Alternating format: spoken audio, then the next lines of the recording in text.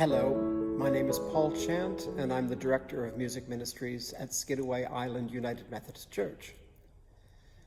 Today I would like to discuss the choice of appropriate music for all worship services.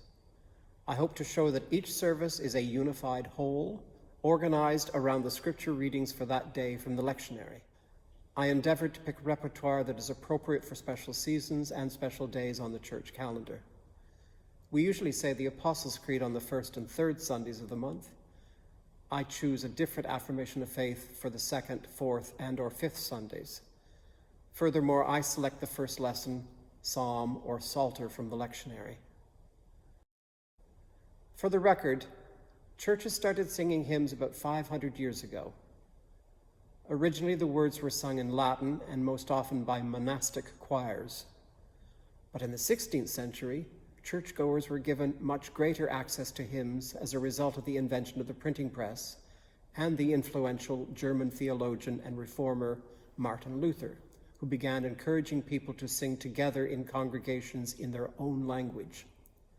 You probably know his famous hymn, "A Mighty Fortress is Our God." I prefer not to choose repertoire at the last minute. In fact, I like to plan anthems several weeks in advance so that the choir members have sufficient time to learn them.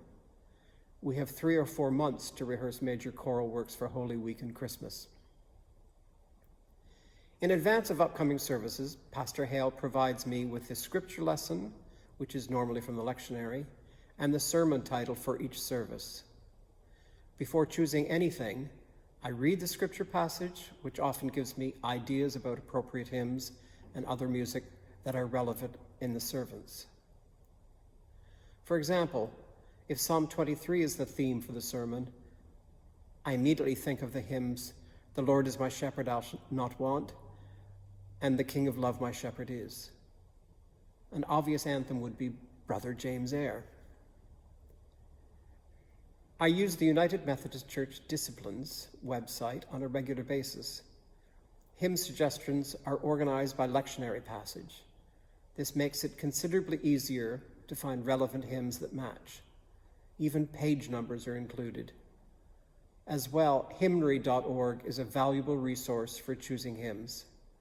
Occasionally, I will choose the words from a less familiar hymn if the words are particularly appropriate, but use a hymn tune that is well known to the congregation. The opening or processional hymn should be upbeat and joyful with organ accompaniment.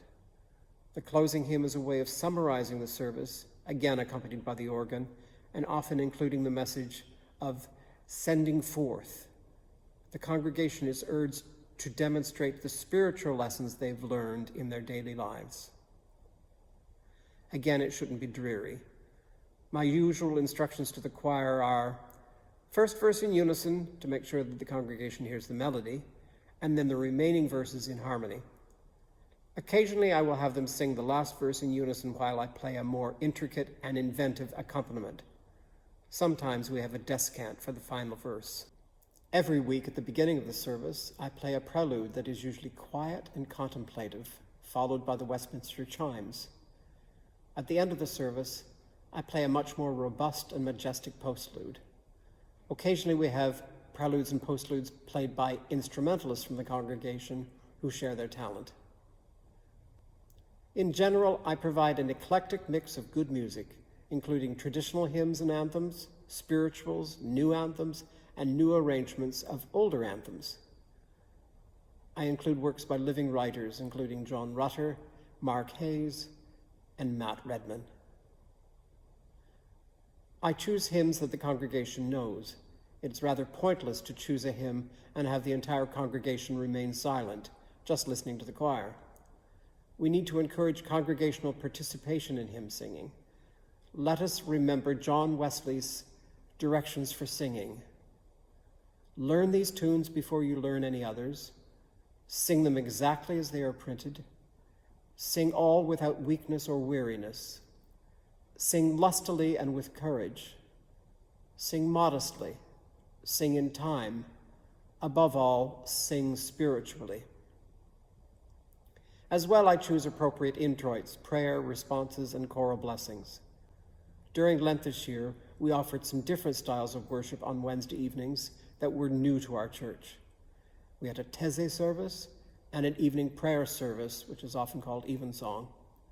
During Holy Week, we included a string quartet on Palm Sunday and a brass quintet on Easter Sunday. One of my university professors taught me that, quote, music should clothe the liturgy, unquote. It needs to fit like a glove. For me to achieve this goal during my 5 decades of service, I have always relied on God for divine inspiration and guidance. It is to him that all our worship is directed.